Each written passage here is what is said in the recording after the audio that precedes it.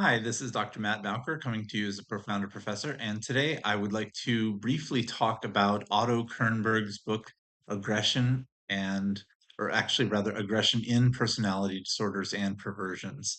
It's a well-known book. I usually just refer to it as Aggression, and it's a highly clinical text. I just got through giving a lecture on the first bit, and I felt like the students weren't entirely understanding uh, all of the kind of complex points he was making. So I tried very hard to create a narrative around the story Kernberg tells about aggression, rage, and hate, or rage and hatred.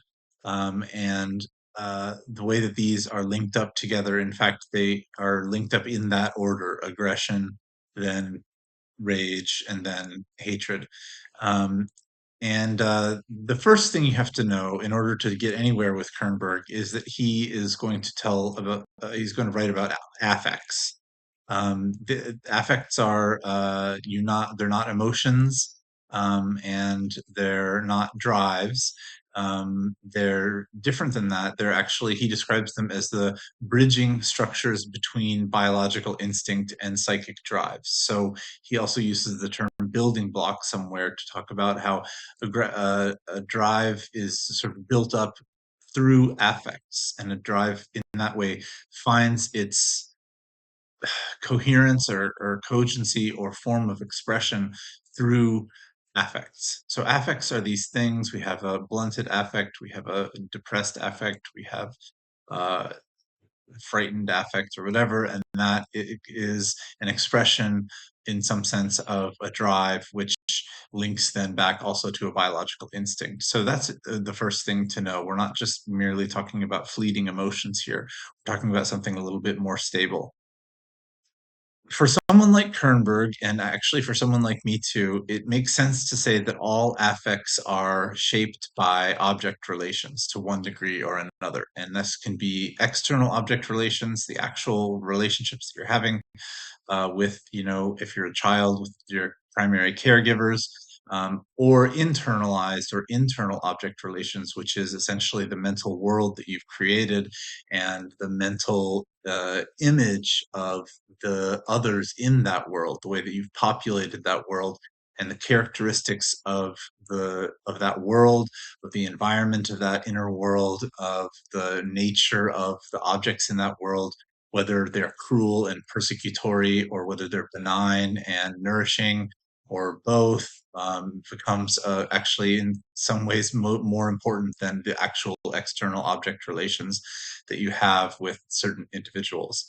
So he begins with rage and wants to say, and I think rage is really the subject of this book and probably should be called rage rather than aggression, because rage is the affect with which he's most concerned throughout the book. But certainly in the first half, he says, rage is the affect that organizes aggression. We have this aggression, and it's a mess.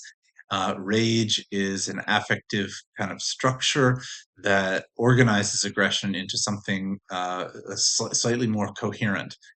Hatred, in turn, is an affect or an expression that organizes and directs rage. So it goes aggression, rage, hatred. Maybe it gets a little more focused as that sequence goes on. Rage really is the primary affect, so in some ways that's the most important one. You can see it in either way that makes sense to you, but it's important to see that linkage. Again, anytime we're talking about affects, we're talking about expressions for Kernberg of at least part of an object relation, whether that's internal or external. For Kernberg, rage in particular expresses a fantasy about internalized or internal objects. And what he means by that really is that it expresses a wish. All fantasies contain a wish component. The wish component of the fantasy of rage happens to be fairly complex. It has to do with the object no longer being a bad object, no longer being frustrating or denying or teasing or ungratifying, unsatisfying in some way, and for it to be transformed into or destroyed and converted into a new object that is good, that is all good.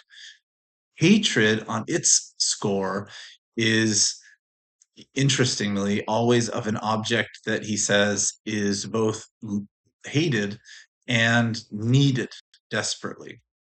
And so there's a fantasy involved in that as well, which is the fantasy of retaining some relationship with something that you have destroyed in fantasy.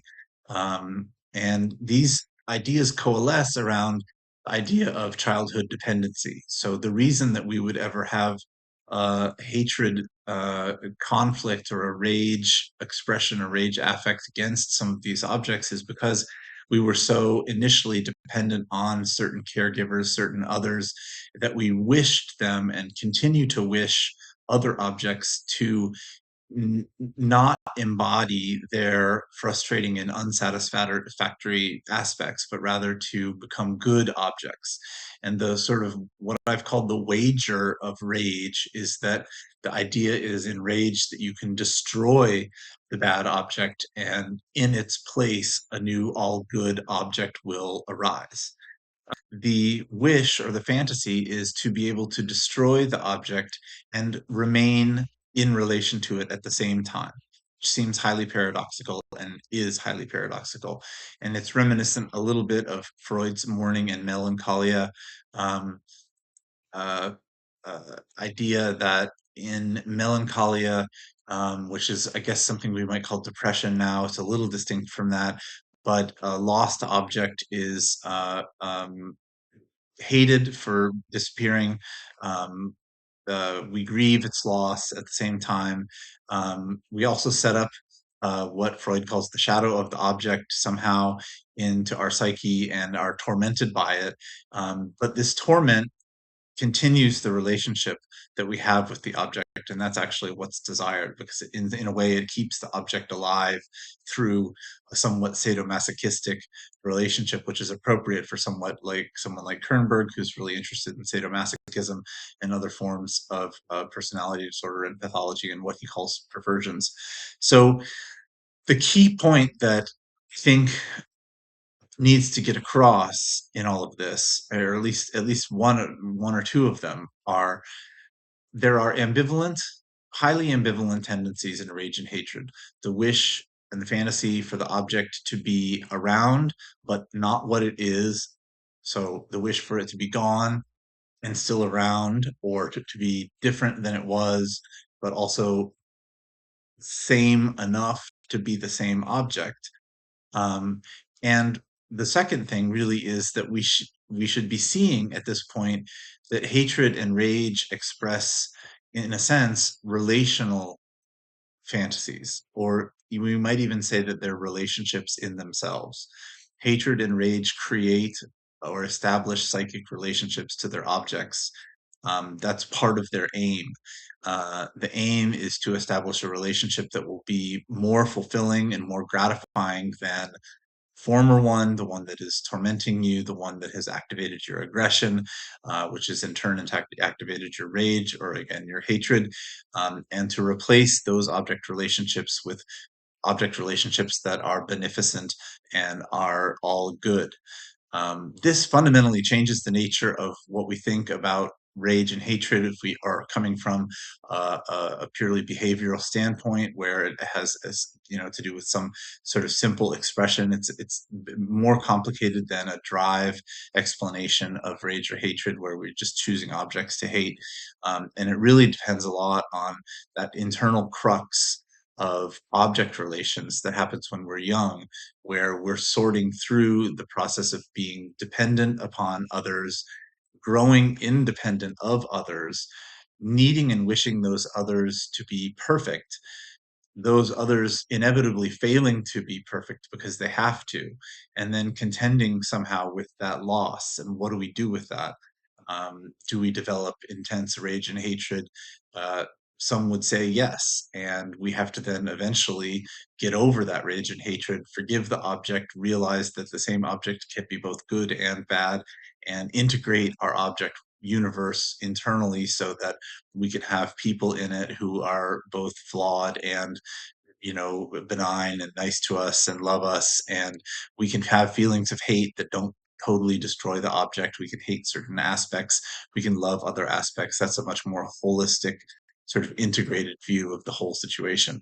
But in this case, for Kernberg, the key in the first part of the book really is to see rage and hatred as these kind of ambivalent wishes for relations to objects that are either needed or are fantasized about as wished for objects that are all good and that provide all good satisfaction to the self.